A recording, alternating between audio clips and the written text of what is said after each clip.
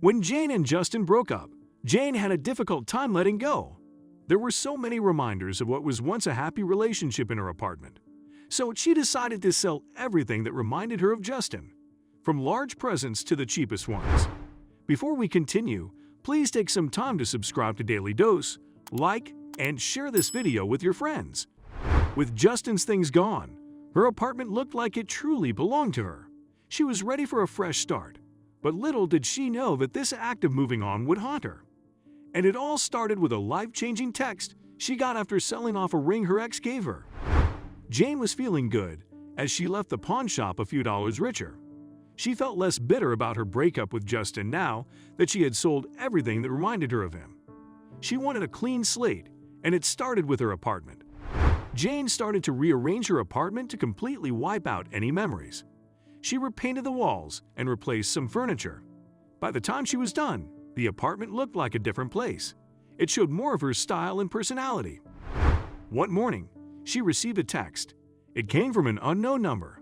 Usually, Jane would delete messages from anonymous numbers right away without even reading them, but she accidentally read this one. Jane's eyes grew wide at what she read. "You should have brought it back where it belongs. You will have to pay for what you did. Better start looking over your shoulder." Jane was confused. She had no idea what the sender was referring to. The message probably was not meant for her, so Jane ignored it. But over the next few days, more texts kept coming, and they were always hostile and threatening. She was about to block the number when the anonymous sender called her. Curious, Jane answered the call. At first, the person at the other end of the line did not make a sound. Jane told the person that she thought they had the wrong number.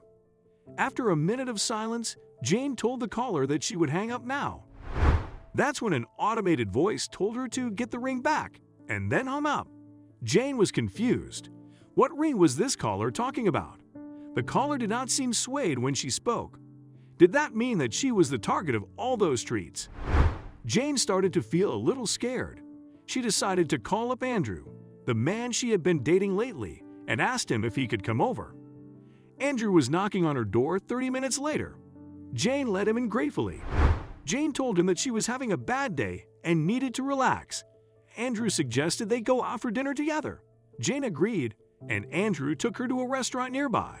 While they were eating, Jane couldn't help but notice that Andrew was quiet. From their first 3 dates, Andrew was usually jolly and very talkative. This time, he seemed very tense. She was about to ask him if there was something wrong when Andrew asked her a strange question. "Where did you sell the ring?" Andrew suddenly asked. Jane's heart skipped a beat. How did he know about the ring? She did not remember telling him the details of the call. "What ring?" she asked, testing Andrew. "The one that your ex gave you." He cleared his throat. Jane could not believe it. How could Andrew possibly know about the ring? "Are you the one texting and calling me?" she asked angrily. But to her surprise, Andrew looked genuinely confused. "What? No. I was just told to ask you about it," he explained. Jane asked Andrew who would ask him to do that. Andrew muttered that he did not want to get involved in this situation anymore and jumped up to leave. What was happening to her life? And why the hell was that ring important? Now that it was clear to her that everything had something to do with a ring her ex gave her, Jane was determined to get to the bottom of this. She thinks the best way to start is to go to the pawn shop where she sold off Justin's things. Jane knew she had to be careful. She rode a taxi and asked the driver to take her to a mall 2 blocks away from the pawn shop. She then carefully walked to the pawn shop, making sure she was not being followed. When Jane walked in, the pawn shop owner immediately stood up as if he recognized her. Jane did not know if he could be trusted, so she pretended she was there to sell the watch she was wearing. But the pawn shop owner wanted to talk to her about something else. He tells her she should leave if she does not want to talk business. Jane's eyes narrowed. Could the pawn shop owner be the one harassing her about the ring? "What do you want?" she asked the pawn shop owner. "I believe you're the one who wants something from me." Jane was confused and shook her head. "I don't know what you're talking about." The pawn shop owner told her that if she wanted back the ring she sold him, she could have it back, but she had to pay. The pawn shop owner said that she sold the ring for next to nothing, but the ring turned out to be more valuable than he thought. Jane made the mistake of not masking her surprise. The pawnshop owner realized that she had no idea how expensive the ring was. Jane told him that she could pay his price, but in exchange, she also wanted to know his source.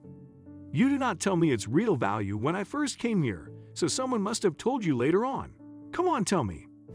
The pawnshop owner told her it was a woman who came into the shop a few days ago. He did not have a name, but she left a number, asking to be called in case Jane returned for the ring. Jane paid for the ring and the calling card. Jane rushed home, but then she was surprised to find someone waiting for her outside her door. Jane laughs at his audacity and tells him she has no time for him.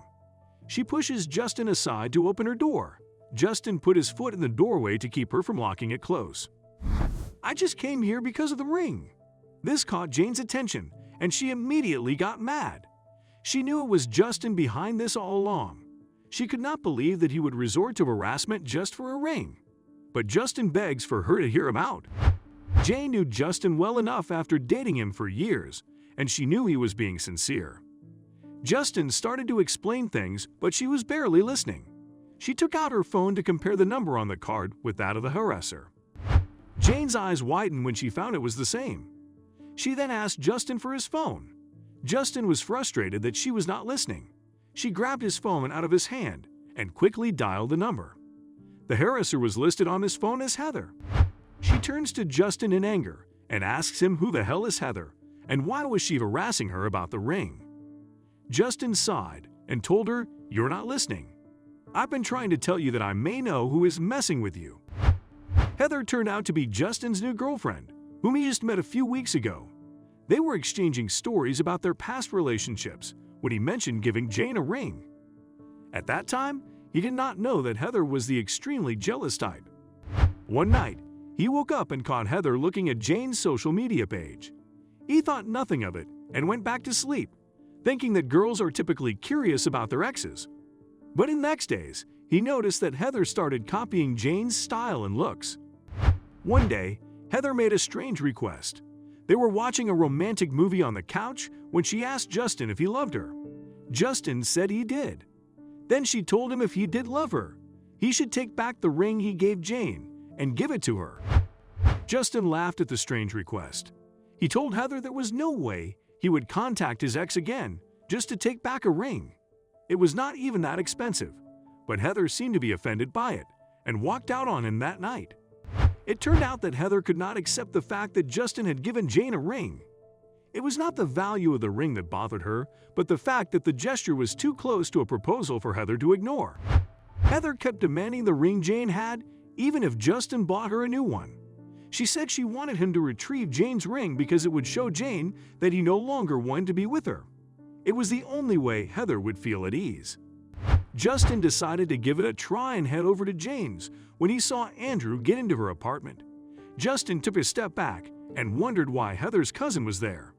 He saw Jane greet Andrew with a kiss on the cheek and let him into the apartment.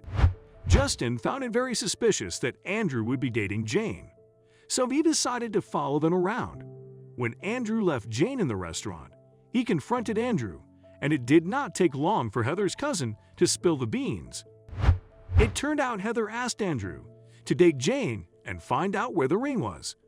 Andrew was told that this was just part of an elaborate prank, but he soon realized that Heather's intentions were different when she became more aggressive about the ring. Justin immediately went to Heather's place and confronted her about it.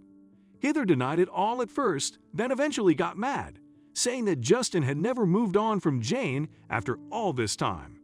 Turning the tables around, she claimed she was being used.